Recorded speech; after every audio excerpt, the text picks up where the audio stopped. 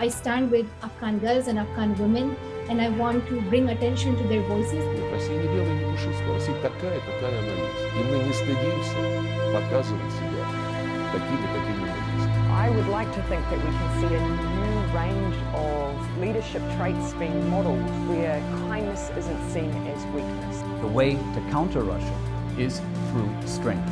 When big names talk, they talk to the BBC.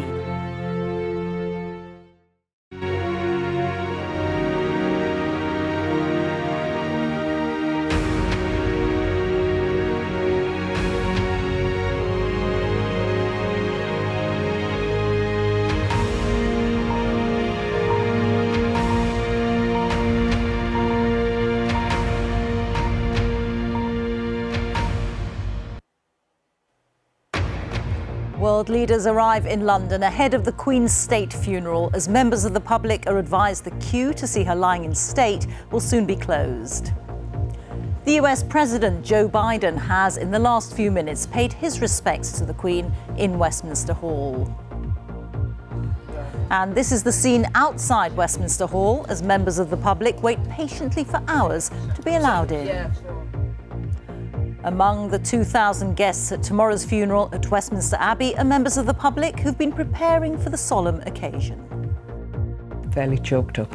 Emotional is probably the main word, yeah. Honoured and emotional. I'm here on the Mall where people are preparing to camp overnight ahead of the funeral. Also on the programme.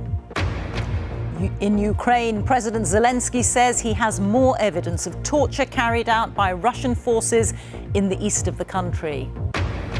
And a huge typhoon strikes southern Japan. Around 3 million people are told to evacuate their homes.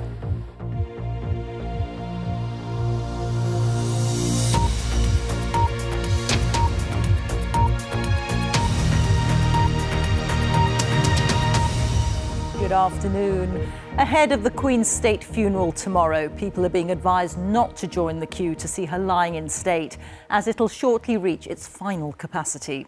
Those who were already in line will be admitted into Westminster Hall until just before 6:30 a.m. tomorrow. This evening, there'll be a 1-minute silence at 8 p.m. across the UK to remember the late Queen.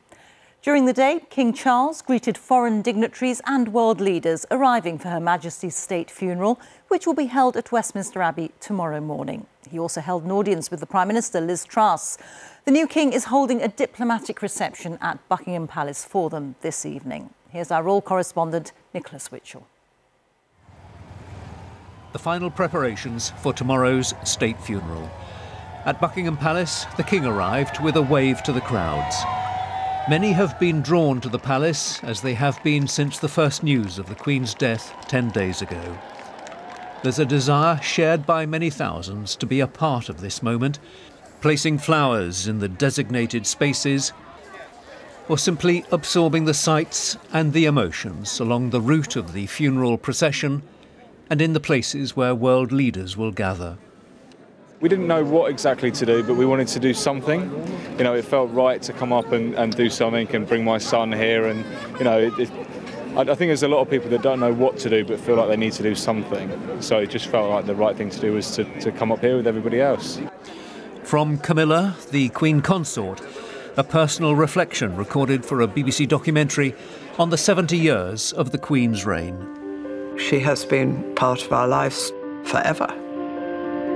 I'm 75 now, and I can't remember anybody except the Queen being there. It must have been so difficult for her being a solitary woman. There weren't women prime ministers or women presidents. She was the only one, so I think she carved her own role. I'll always remember that smile. You know, that smile is unforgettable.